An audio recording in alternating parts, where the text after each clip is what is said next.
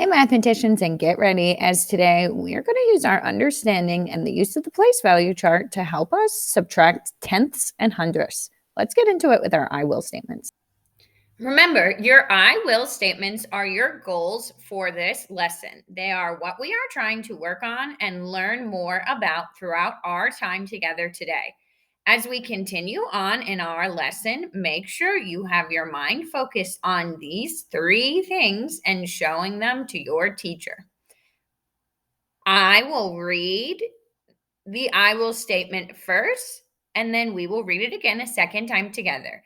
Make sure you're reading it nice and loudly so I can hear you, but no shouting necessary.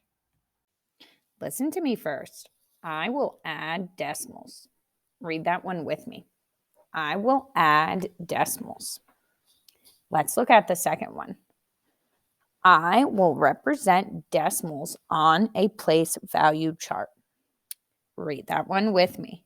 I will represent decimals on a place value chart. And our last one, I will model adding decimals on a place value chart. Read it with me nice and loud. I will model adding decimals on a place value chart. Nice job, mathematicians. Let's get into it with our warm-up for today. You'll need your personal whiteboards and a marker for this activity. We're going to first start with this decimal number. Remember, this is just a warm-up that's going to help us practice renaming units. Let's say this number together, 3 2/10. Say it again with me, 3 2/10. Write this decimal on your board. If we were going to say this number as tenths only, we would say it as 32 tenths. Write 32 tenths on your board. If we wanted to write 32 tenths in fraction form, we're going to write it as we read it. So we would write 32 tenths over 10.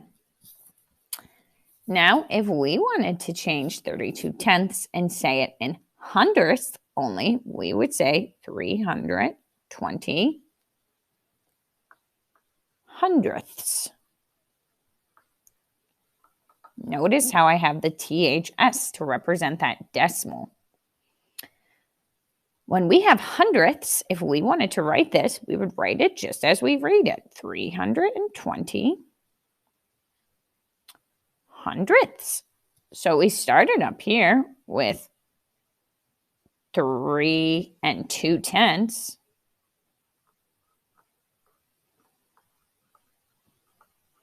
And then we advanced into 32 tenths and 320 hundredths. So although the decimal was changed slightly in each of these, we were able to create a fraction that still was equal and represented the decimal as well.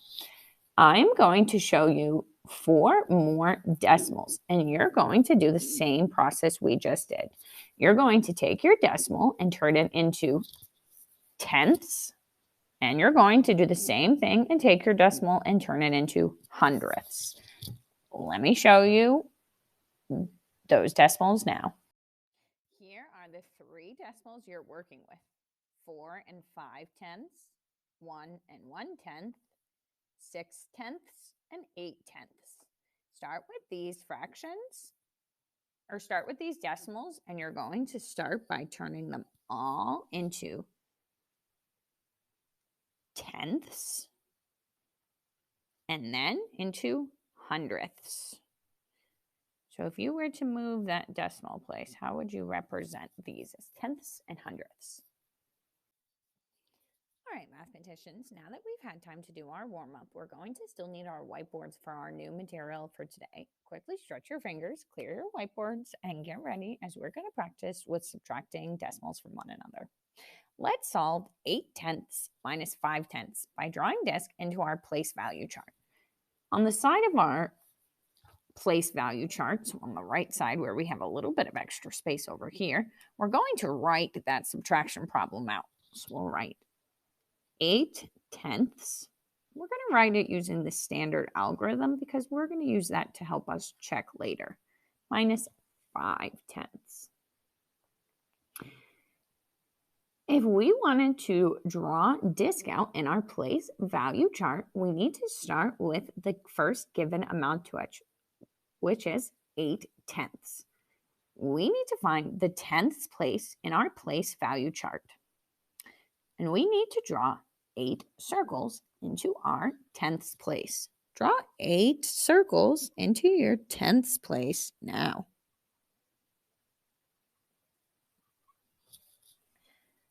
Your place value chart should look like my place value chart. Double check that your neighbor's looks the same. Because we have 8/10, we need to take 5/10 away. So we are going to cross off 5 of our circles. Cross off and count 5 circles with me. 1, 2, 3, 4, 5. That is going to leave us with a certain amount of disc left. Let's count the disc we're left with. 1, 2, 3.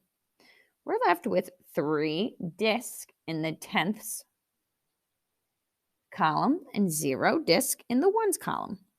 So if we were to look at this decimal here, we have 3/10, or 8/10 minus 5/10 equals 3/10. That's what we're left over with.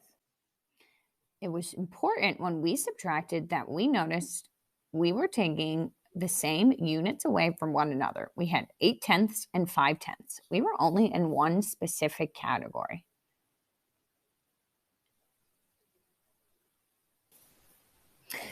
Because we were able to solve this problem, we can also check with our standard algorithm. When subtracting decimals, you line up your decimal place and subtract like normal. 8 minus 5 is 3. 0 minus 0 is 0. And you're going to bring down your best decimal place. Our answers here match. Now, in this case, we were given numbers just in the 10th place. Let's see what happens if we're given a whole number as well. Let's try the subtraction problem 6 and 5/100 minus 2 and 3/100. In this case, let's start with our number that we're given first, which is 6 and 5/100.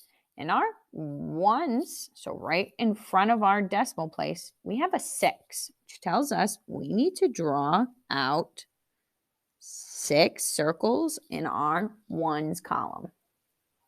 If we keep looking over, there's a 0. So right now we have no disc in our 10ths column. We have a 5 in our 100ths column, which tells us we need to draw 5 disc out. Right now, represented on our place value charts is 6 and 5/100. But that's not what we were asked to show. We have to show what happens when we subtract from that number. Let's take away. If we have 2 whole numbers, we're going to take away 2 ones, leaving us with 4 ones. We still have 0 in the 10ths, so this just stays as 0. And finally, in our 100ths column, we have 5, and we're taking away 3, which leaves us with 2. If we were to subtract these two numbers from one another, we would get 4 and 2/100. It's important that we recognize this 0 as a place value holder. Because it's there, even though it represents a 0 value, we still need to show it in our number. Otherwise, we would get a different answer. If we did not include the 10ths column here and just had 4 and 2/10, forgetting that 0, that would give us a completely different answer. You're going to continue practicing subtracting your decimals from one another using your place value chart. Now, sometimes you'll be challenged to borrow from one category to the other, and that's what you're going to practice next as a class. Good luck, mathematicians, and I'll talk to you guys soon.